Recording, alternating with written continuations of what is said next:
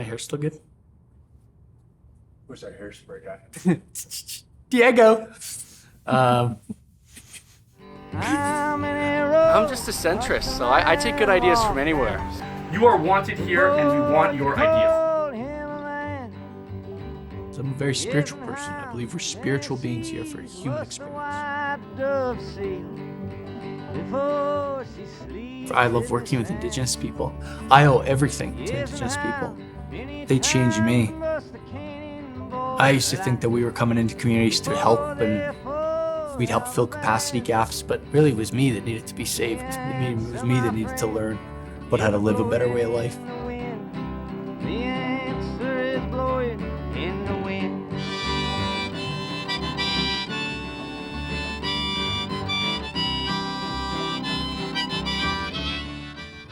Taught me the importance of spirituality and of community and of family and how to just be grateful with what you have and that you don't need much to just be happy and to always laugh, It's just people are always funny, always just want to laugh. Before they're allowed to be free.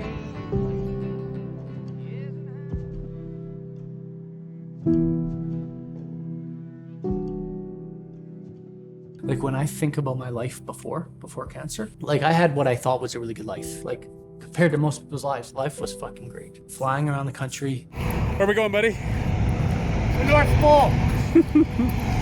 Working with Indigenous communities, putting in the work, having a positive impact, helping tell stories, helping solve problems, helping engage with people, help those communities connect better with government, get a better deal, get a fair shake, helping them develop their economy, their local economies. You know, going to yoga, going to hot yoga, I started doing, you know, going to the gym 6 days a week, like healthy and felt very healthy.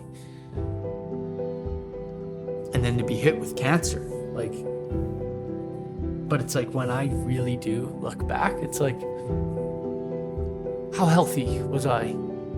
If I looked at it holistically, was I that healthy? Was the way that I thought healthy? Were my relationships? And by that, my relationship with myself wasn't. I always thought I was self-aware, and in a way I was. But now, being at this different depth, I don't think I was that self-aware.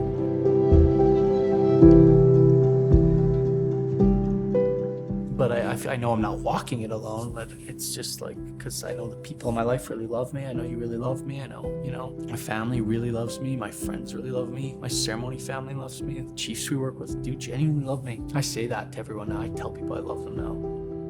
You know, I tell people how I feel about them.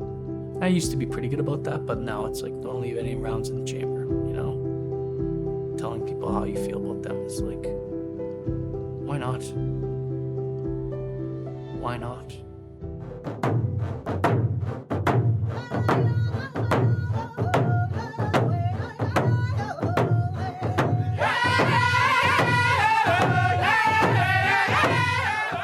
I received that in that ceremony. I'd earned that name. Spirit Light Traveler, I was told. And that name is, there's a type of sort of light that streaks across the sky. And that spirit, that it helps people, but it travels around, helping people. It travels. And that's part of why I got that name. It's because of how much I travel. My spirit colors are white and silver. That's why my shirt was white when I sundanced this year. Had silver ribbons on it.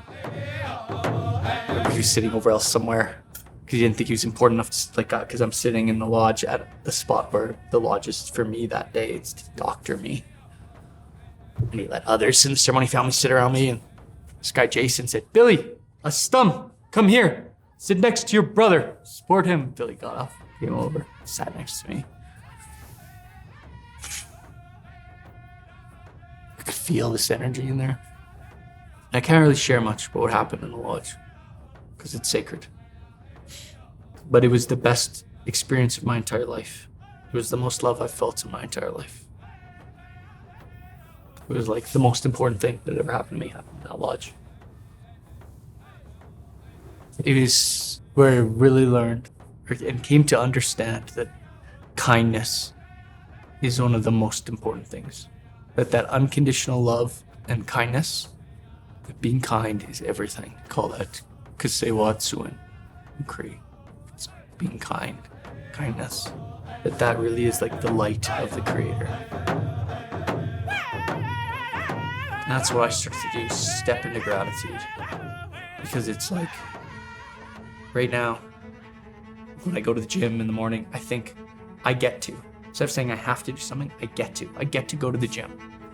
I see someone in my gym that is missing a leg, and he's like 84. And he just like wheels around in there. He's got like an Australian accent, and he wears like an Outback hat. And I'm like, who's this man? I went up to see him. I was just like, sir, I just gotta say, like, I hope I'm like you when I'm 84, that I'm still going to the gym. I'm like, why? Like, what brings you in here every day? Like, how do you? He's missing a fucking leg, and he's in the gym. And he's just looked at me like I was an idiot. He's just like, you gotta stay in shape. So I said, it's like, I agree. But it feels like we're here to learn something. And we're here to just love. And maybe that's what we're here to learn, is just to learn about love. Accepting unconditional love, receiving it, and giving it. And all the other like sorts of virtues, like honesty and truth, and all those things that flow from love. And can feel it, you know, and courage, and like the 7 sacred truths. But I feel like this was supposed to happen to me. That in a way it changed me. It helped me. I'm a better person than I was before. It changed my life. It made me confront things happening in the other parts of myself, my nature, that I actually don't like at all. Things that I think I was never supposed to be. It's like unbecoming who I was never actually supposed to be. Like, I'm so proud of some of the things we've done. Like our work we've done is so great. But other things in my life, my personal life, that like, I don't know if I would have noticed. I don't know if I would have woke up if it hadn't been for this. But this forced me to slow down. This created the condition for me to step into all these different parts of myself, to be lonely, to be existentially so lonely, and then think about what really matters in life. I feel very close to my mom. I miss her. I text her that I miss her. I mean it. I don't say it out of obligation. I call her sometimes. She calls me. I answer. I see her. See my sister more. I see my niece. It's like I see them for the first time in years, in a way like I really see them. I love them. And that too feels spiritual almost, connecting with your family. Something spiritual about that almost. I feel it roll over me. Same feeling I get at the lodges when I'm in a lodge. I get that when I'm with my family. And it's like I'm seeing them, seeing the beauty in them, and the love I have for them and the love they have for me.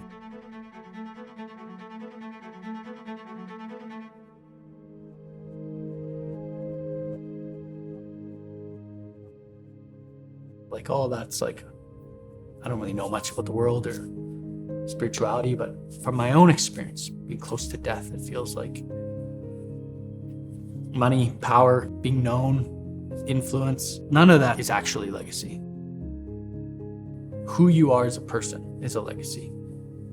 And some people, like no one will necessarily remember, but you left all these ripples while you were here.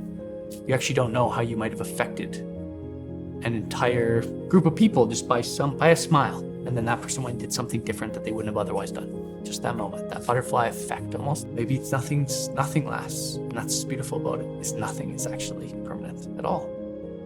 But there's maybe something in us that carries on after that isn't part of necessarily this physical world that we see in front of us. I'm looking forward to working with each and every one of you to help us build a better Alberta. Thank you. Yes, and how many times must a man turn his head? You almost look like you know what you're doing with that camera. Who's in the tank, man? The answer, my friend, is a blowing in the wind. The answer is blowing in the wind.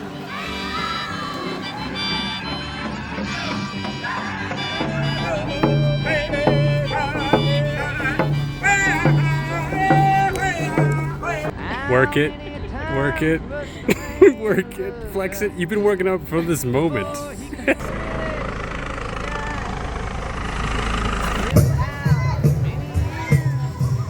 What's happening right now? Krista just left. Scary guard dog, eh? I'm here by in all. Take this. Some love, holy smokes. How's it going? It's going good. have died. And some, my friend, is a blowing in the wind.